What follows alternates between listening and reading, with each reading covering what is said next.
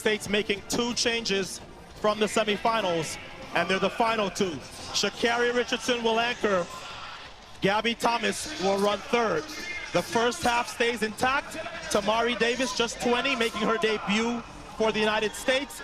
And TT Terry down the back stretch. You'll remember she anchored the winners last year in Eugene when they upset the Jamaicans. It has been a real rivalry, a legit rivalry, back and forth over the years between the US and Jamaica. How much of a rivalry is it? You have to go back to 2003 to find the last time that a team not Jamaica or the United States won this event at Worlds. That's a full 20 years, just USA and Jamaica trading the titles back and forth. And that was France, and France do not have a team in this final. So Tamari Davis, as well as she ran in the semifinals, I knew there was no danger she was getting subbed out. She's a youngster, so you give her the least to do. The only thing she has to do is pass. There's TT. She anchored, as I said, last year and held off the hard-charging Shericka Jackson of Jamaica. Gabby Thomas, who got the silver in the 200 meters last evening, she'll handle the third leg. And then the world 100-meter champion and 200-meter bronze medalist from this meet, Sha'Carri Richardson, will bring it home. And who will she be anchoring against? Shericka Jackson of Jamaica. So Sha'Carri got the better of Shericka in the 100. Shericka got the better of the world in the 200. Shericka left everybody behind. So the US and Jamaican teams are just rock solid. Morrison, Fraser-Price, Forbes, and Jackson, the Jamaican quartet.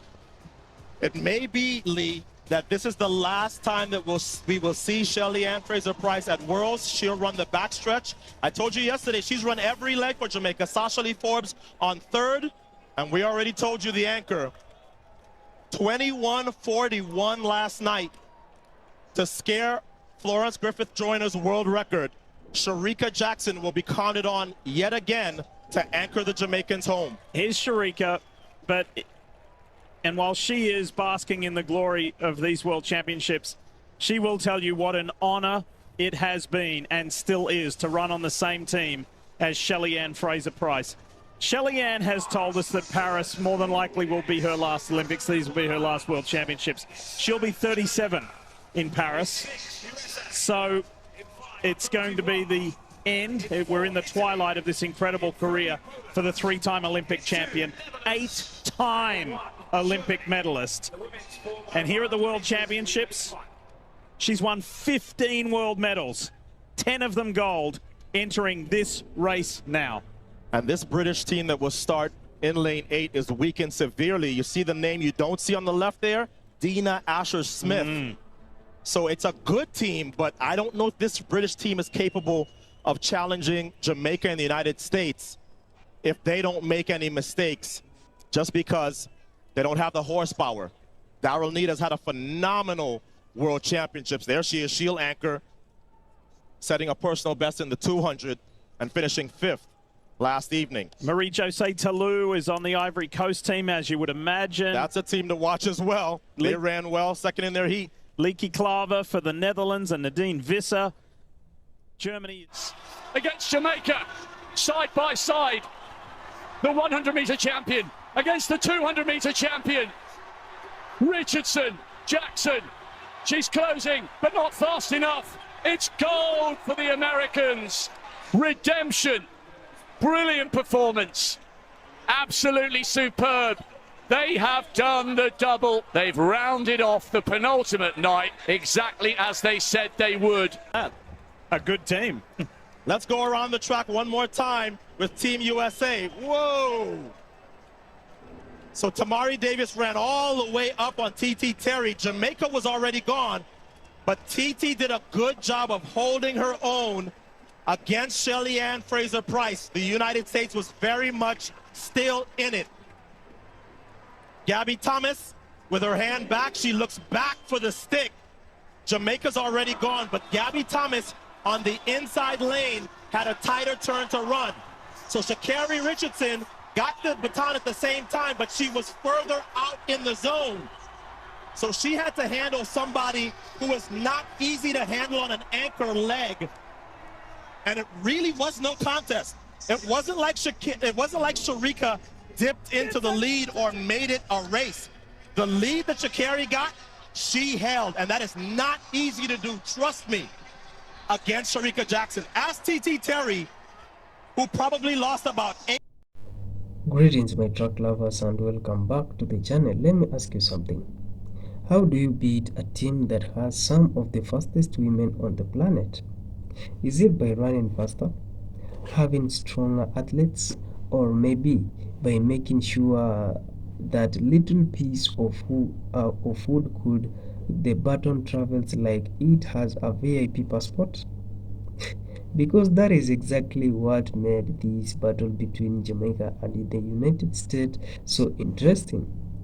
The stage was set, the pressure was massive, and once again, the women 4x100-meter relay looked like a two-country party, USA versus Jamaica. And honestly, at this point, the rest of the world must be asking, guys, can we get an invitation? Since 2003, no other country has won the women's 4x100 meters relay at the World Championship.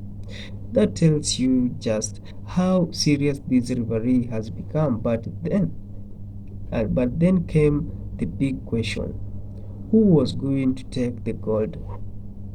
Jamaica had the speed. The United States had the speed.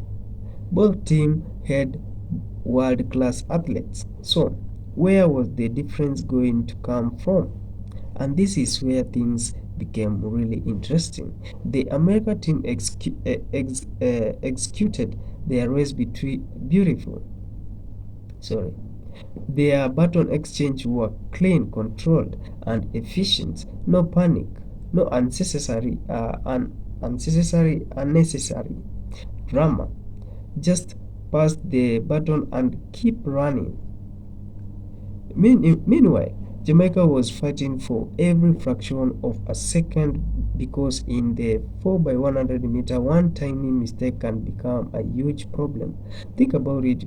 These athletes are running almost as fast as human beings possibly can, and they are also expected to transfer a baton perfectly while sprinting at full speed. That is not exactly an easy job. It's basically saying, run like your life depends on it, but don't forget to hand the stick to your friend. Then came the final leg, and suddenly everybody knew what was coming. Sha'Carri Richardson versus Sherika Jackson. What more could you ask for? Two elite sprinters, one baton, one straight away, and one gold medal waiting at the finish line. Sha'Carri Richardson received the baton with the United States in front, and then question was simple: could Sherika Jackson close the gap? Sherika started hunting. The Jamaica fans were watching, the Americans were holding their breath, and Richardson was basically saying, "Not today." Jackson pushed hard, but Richardson managed to maintain enough of that pressure advantage all the way to the finish. USS takes gold in 41.03 seconds. Jamaica takes silver in 41.21 seconds. And there it was, the difference was just 0.18 seconds. But wait a minute, does that mean Jamaica was not fast enough? Absolutely not. That is what makes this result so fascinating.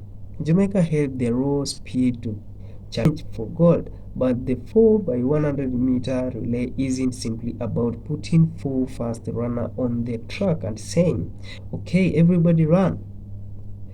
It is about synchronization. It's about synchronization, timing, acceleration, and getting that button from one athlete to another without losing momentum. And that is where the United States had the edge. So here is the uncomfortable question for Jamaica. Was the gold medal lost on the track, or was it lost between the baton exchanges? Because when you are talking about only 0.18 seconds, every little movement matters. A fraction of second here, another fraction there, and suddenly the gold medal has crossed the finish line wearing another country's uniform. This is why a relay racing is so brutal. In an individual 100-meter, you can point to the start, the finish, or simply say the fastest athletes won. But in the relay, everybody gets a chance to make history, and everybody gets a chance to make a mistake. One slightly imperfect exchange can erase months of preparation, and that is exactly why the United States deserve credit. They didn't necessarily need to be dramatically faster. They needed to be cleaner, sharper, and more efficient, and they were. But let's not forget Jamaica. Losing by 0.18 seconds doesn't mean Jamaica was far behind. Quite the opposite.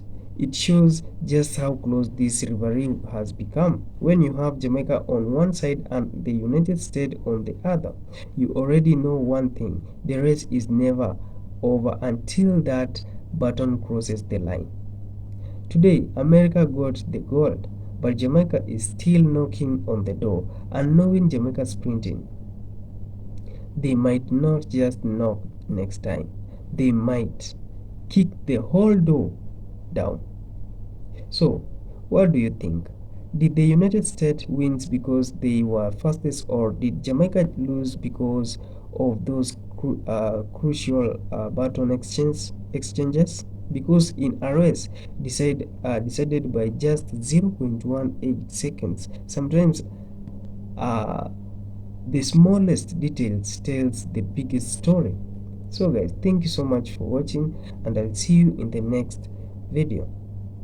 If you have not subscribed to the channel, please remember to subscribe, like, and also comment. Thank you.